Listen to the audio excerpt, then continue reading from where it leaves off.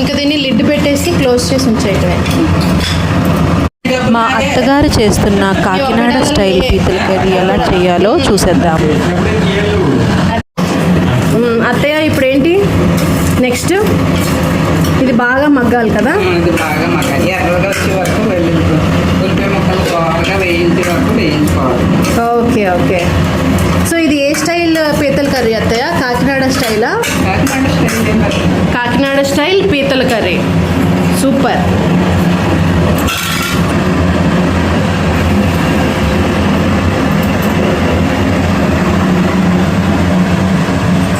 అత్తయ్య కాకినాడలో ఇంకేంటి special? Kakinada fish special. Kakinada fish స్పెషలా? ఓకే. మీకు ఏది ఎక్కువ ఇష్టం, ఫిషా క్రాబ్సా? క్రాబ్స్ తింటారా? ఓకే. మావయ్య గారికి ఏది ఇష్టం? ఓకే. అత్తయ్య మీరు మావయ్య గారికి ఇష్టమైంది వండుతారా ఎక్కువ, మీకు ఇష్టమైంది వండుకుంటారా? ఓకే. అంటే మావయ్య గారికి కూడా పీతలే ఇష్టమా? Okay, sorry.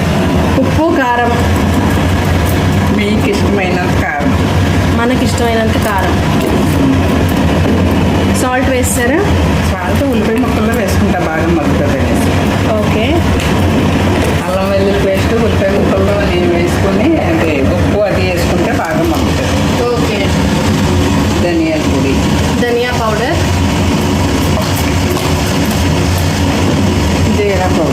జీరా పౌడర్ అది ఒక స్పూన్, ఇది ఒక స్పూన్. ఓకే. కొద్దిగా గరం మసాలా. ఇంట్లో చేశారు అత్తయ్య గరం మసాలా? ఇంట్లో చేసి. ఓకే.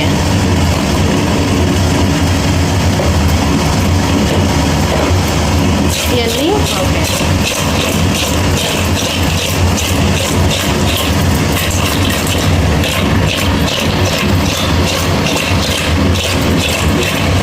ఇప్పుడు ఏం చేస్తున్నారు? చింతపండు నానబెట్టుకుని తీసుకుంటున్నాం.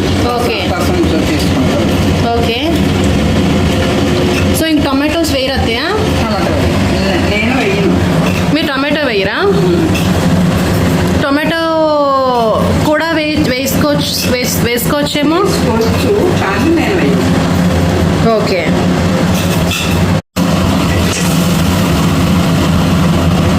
ఇందులో వేసేసుకుని. ఓకే, ఇప్పుడు ఇందులో వేసేసారా? ఒక 5 నిమిషాలు. మరి మిర్చి ఎప్పుడు వేస్తారు అత్తయ్య?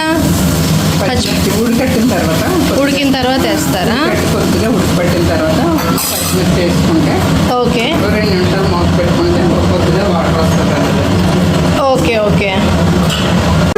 చూడు బాగా వచ్చింది.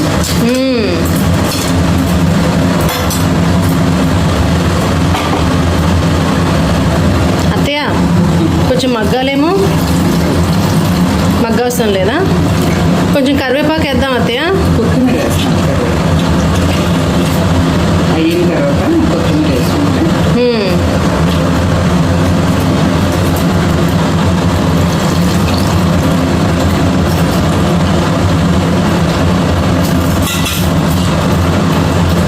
చాలా ఆర్గానిక్ వంటలా ఉంది అత్తయ్య. అంతే కదా. సో ఇంకా లిడ్ పెట్టుకొని దగ్గరికి మగ్గేంత వరకు ఉంచామండి. సారీ, మేము వీడియో క్యాప్చర్ చేస్తున్నప్పుడు చాలా సౌండ్ వచ్చింది, దానివల్ల డిస్టర్బెన్స్ రావటం వల్ల కొంచెం ఇబ్బంది అనిపిస్తుంది, ప్లీజ్ డోంట్ మైండ్. టేస్ట్ అయితే చాలా బాగుందండి, చాలా సింపుల్ అండ్ చాలా ఫాస్ట్గా కూడా అయిపోయింది. థ్యాంక్ యూ అత్తయ్య ఫర్ దిస్ యమ్మీ రెసిపీ.